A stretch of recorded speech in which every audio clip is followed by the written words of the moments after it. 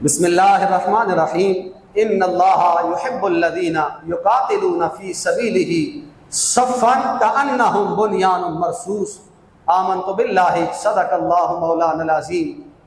जिस तरह के आप तमाम अहबाब जानते हैं कि हालिया पिछले दिनों में पाकिस्तान और इंडिया के दरमियान जो जंग का माहौल रहा, उसमें चंद एक बातें जो मैं सिर्फ अर्ज़ करूँगा कि आप अगर गौर करें, हम कमज़ोर ज़रूर हैं, हम बज़ाहिर कामतर ज़रूर नज़र आते हैं, हम गरीब ज़रूर हैं, लेकिन मोमिन कभी अपने ईमान पे सौदा नहीं करता है।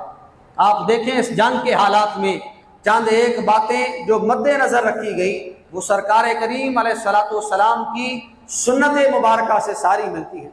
सबसे पहले जो लफ्ज़ रखा गया इस मार्के को मुकम्मल करने के लिए, वो लफ्ज़ था बुनियानुम मरसूस। इस मिशन का नाम रखा गया बुनियानुम मरसूस, यानी सीसा पलाई हुई दीवार। ऐसी दीवार जैसे कोई उबूर नहीं कर सकता है, उसे बुनियानुम मरसूस कहा जाता है। हुजूर अलैहिस्सलातु वस्सलाम के तमाम सहाबाए कराम बिलउमूम बुनियानुम मरसूस थे। जब भी सरकार पे हमला होता था, आप सीसा पलाई हुई दीवार बन जाते थे।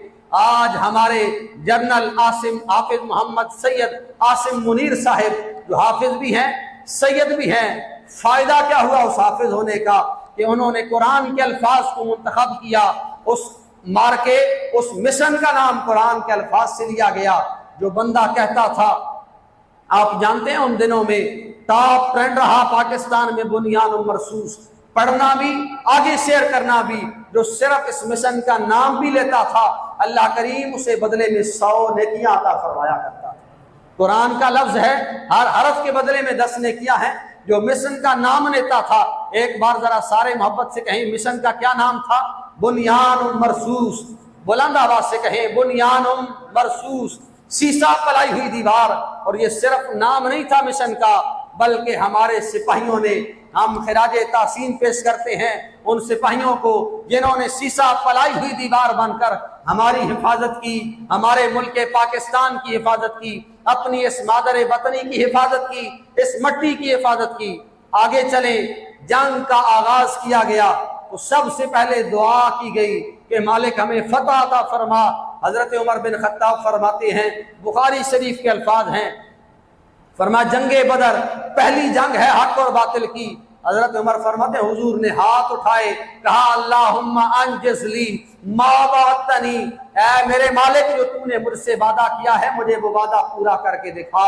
अल्लाहुम्मा इन तुहलिक हाज़िहिल असाबका मिनल इस्लाम, ऐ मेरे मालिक अगर ये मुट्ठी भर मुसलमान आज हलाक हो गए तो फिर तेरा नाम लेने वाला कोई बाकी न रहेगा।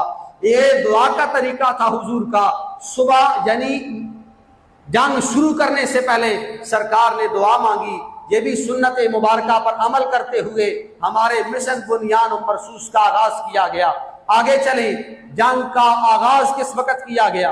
पहले आगाह किया गया दुश्मन को, और पहल नहीं की गई, पहले इंतजार किया गया चंद दिन कि वो रुकता है या नहीं रुकता है।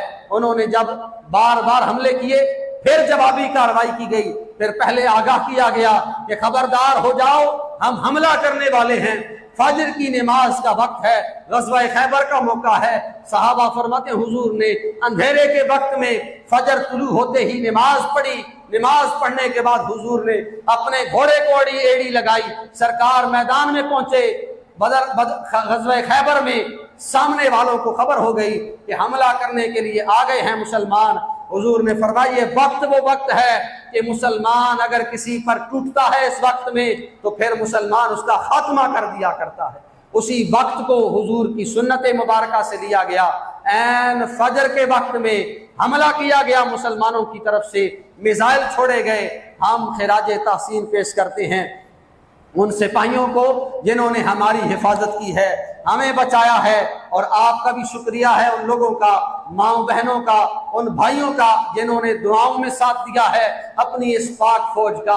हम आइंदा भी उम्मीद रखते हैं कि जब कभी मुश्किल वक्त आएगा, मुश्किल मरहला आएगा, हमारी अफवाज पर, हमारे मुल्क पाकिस्तान पे तमाम फौज के साथ खड़ी होगी और फौज सीसा पलाई हुई दीवार की तरह दुश्मन का मुकाबला करेगी। बड़ी खूबसूरत बात, आखिरी बात, किसी ने क्या खूब कहा कि सारी रुए जमीन का नक्शा खींचा गया ना, उस नक्शे में इतना सा रखा गया कि ये पाकिस्तान है, सबज रंग बनाया गया उस नक्शे में और कहा गया कि ये पाकिस्तान है। इस हमले ने सारी दुनिया को बाखबर कर दिया है कि ऐ जमाने में रहने वालों, तुम चाहे सुपर पावर क्यों ना हो, तुम्हारे पास चाहे जमीनी सारी ताकतें क्यों ना हो, लेकिन ये जो खित्ता है जिसे इस्लाम के नाम पर लिया गया है, ये है थोड़ा सा, लेकिन इससे पंगा ना लेना, इससे जोर आजमाई ना करना। ये है थोड़े से, लेकिन ये सारी दुनिया पर ईमान के जरिए गालिब आ जाया करते हैं। हम बारे दिगर फिर अपनी फौज का, अपने सिपाहियों का और अपने इदारों का तहे दिल से शुक्रिया अदा करते हैं कि जिन्होंने हमारी और हमारे मुल्क पाकिस्तान की हिफाजत की है। अल्लाह करीम उनके जान और माल की हिफाजत फरमाए, उनकी कुर्बानियों को कबूल फरमाए। जो शहीद हुए हैं अल्लाह करीम उनके दर्जात में बुलंदियाँ अता फरमाए। बाखिर दावाना अनिल हम्दुलिल्लाहि रब्बिल आलमीन।